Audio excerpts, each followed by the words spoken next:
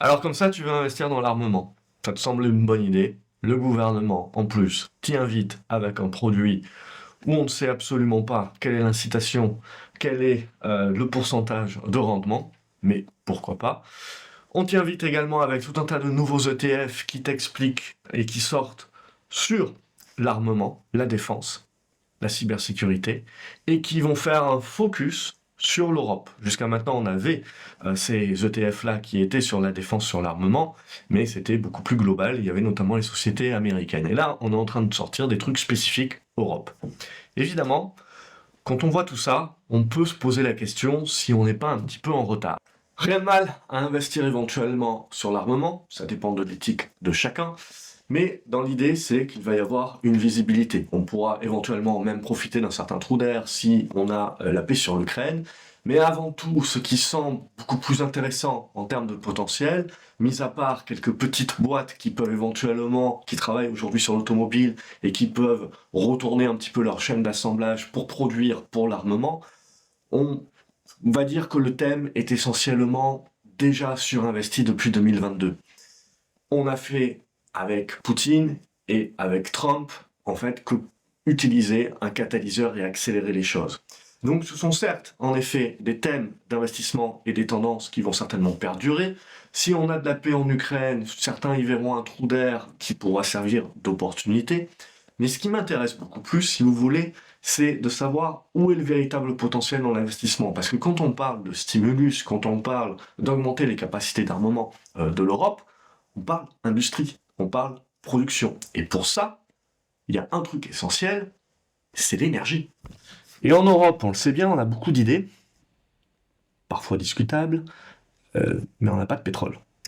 Justement, c'est pas vraiment le pétrole ou le gaz qui sont vraiment préjudiciables ou importants actuellement, c'est surtout les métaux, les matières premières, mais le côté métaux. Alors, vous allez me dire, les terres rares. Les terres rares, en fait, si vous voulez, c'est pas vraiment si rare que ça. On en a besoin, mais on était bien d'accord pour laisser produire la Chine tout ça, les surcapacités, tout ça.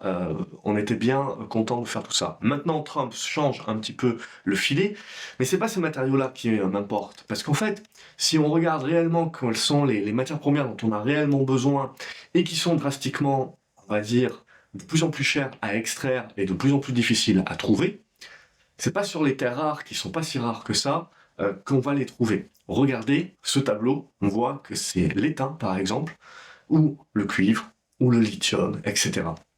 Bien entendu, si vous voulez que vous pouvez avoir des disruptions et on peut avoir des technologies qui font qu'on aura plus ou moins besoin d'un certain métal ou plus du tout à l'avenir. Mais jusqu'au jour où on va réussir à miner des comètes, par exemple, on peut être tenté de se dire que au-delà de cet écran de fumée sur les terres rares, ce sont les autres matières premières qui sont très importantes. Et l'Europe, quand elle parle d'indépendance en termes de sécurité, elle doit aussi parler d'indépendance en termes donc de ressources, de matériaux pour produire de l'énergie.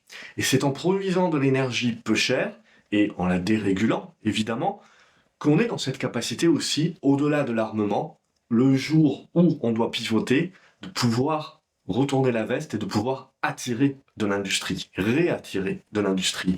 Ça se passe toujours et avant tout sur le prix de l'énergie. Et pour cela, il n'y a pas 36 000 solutions. On sait très bien qu'on est en train de se faire virer l'Afrique. Et donc, il faut également sécuriser l'indépendance énergétique.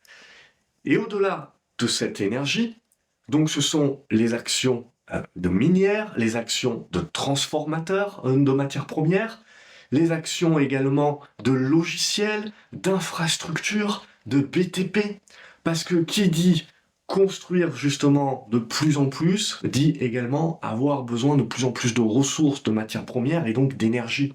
Que ce soit l'uranium, on sait très bien qu'on peut se fournir, et que ce sont du stock aussi, c'est toute cette question-là de stockage de l'énergie aussi qui se pose, de recyclage.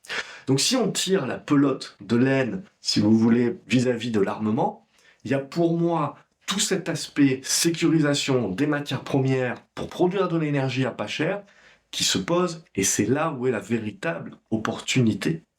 C'est là où il faut aller chercher. C'est là où il faut aller chercher au niveau des matières premières. Parce que quand on dit matières premières, tout le monde pense pétrole, gaz naturel, charbon éventuellement. puisqu'on est dans l'hypocrisie, voilà, de se dire qu'il faut faire la transition énergétique. Mais quand vous parlez panneaux solaires, par exemple, quand vous parlez centrales nucléaires, vous avez besoin de verre, vous avez besoin de ciment, vous avez besoin de béton, avant tout. Et ensuite, vous avez besoin de cobalt, de lithium, de cuivre, notamment. Donc c'est de tout cet écosystème-là dont il faut parler. Quand on parle d'État, regardez des sociétés comme Alphamine Resources, regardez des sociétés comme Metal X. Ça fait déjà des années dont j'en avais parlé, mais regardez déjà ces sociétés. Parce qu'il n'y a pas que les véhicules électriques à l'avenir. Regardez déjà toutes les discussions autour justement de Tesla et de Nvidia. C'est pour la robotique, c'est pour les humanoïdes, mais au-delà de cela, c'est avant tout pour robotiser. Et l'industrie, quand on parle industrie de l'armement également, ça va être énormément de robotique. Donc au-delà du nickel, du cobalt, du lithium, regardez l'étain, regardez le tungstène, regardez un petit peu des matières premières dont pas grand monde ne parle. Et regardez des minières avant tout, mais ensuite regardez les intégrateurs, les fournisseurs de logiciels pour ces sociétés de mines, justement, les sociétés également qui vont transformer les matières premières. Et en Europe, au sein du PEA même, vous avez pas mal de sociétés qui sont intéressantes. Du AMG, Critical Materials, je pense, du Aperam, c'est des aciers spécifiques, spéciaux. Vous avez également du ArcelorMittal, tout un tas de sociétés. Alors après, vous avez du Eramé, vous avez certaines sociétés évidemment qui ont des problématiques de dette, qui ont des problématiques de ressources, qui ont des problématiques également politiques. Donc voilà, il faut savoir séparer un petit peu les qualités de certains dossiers, mais il faut regarder un petit peu tous ces dossiers-là. Certains ont une vertu un peu plus spéculative que d'autres, mais je pense que voilà, il y a de l'avenir à jouer là-dedans. Sur du Imerys, une fois que vous avez aussi pas mal de problématiques de ces dernières années qui font que ces valeurs-là n'ont pas été suivies. Aujourd'hui, on se retrouve avec des dossiers qui, même en bas de cycle, arrivent à délivrer des profits, même pas des pertes, des profits, et qui se retrouvent donc à être valorisés très peu cher. Et donc il suffit que vous ayez un monde demain, justement, qui met le point et le doigt sur ces sociétés-là, que l'on a accepté pendant des années de payer 5 fois, mais que moi, quand j'ai débuté en bourse, on n'avait aucun problème à les payer 30 ou 40 fois les profits.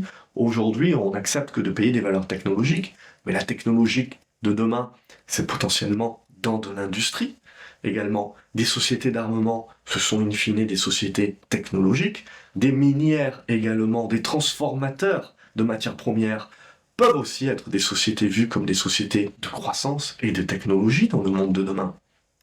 Donc à partir de ce moment-là, le gros gain, en fait, si vous voulez, c'est quand le marché se décide à revaloriser et à ne plus payer 5 fois les profits, mais à se dire ça, je peux payer 10 fois les profits. Sur le cuivre, on peut penser à du Eurobis, on peut penser à du Boliden également, on peut penser à tout un tas de sociétés comme ça. Je vous mets tout ça à l'écran. Et si vous avez d'autres propositions ou si vous avez certaines actions que vous aimez plus que d'autres, n'hésitez pas à me le dire justement en commentaire et on fera un suivi beaucoup plus poussé et beaucoup plus régulier sur ces actions-là. Voilà ce que je voulais vous dire sur cette petite vidéo-là qui vous invite à en regarder d'autres pour pousser un petit peu plus votre connaissance et à tirer la pelote, voilà, sur l'investissement au-delà de l'armement, qu'est-ce que ça veut dire demain pour les autres investissements, et qui pour moi ont beaucoup plus de potentiel. Je vous invite à regarder les vidéos qui s'affichent à l'écran. Je vous dis à la prochaine. Salut les graphes.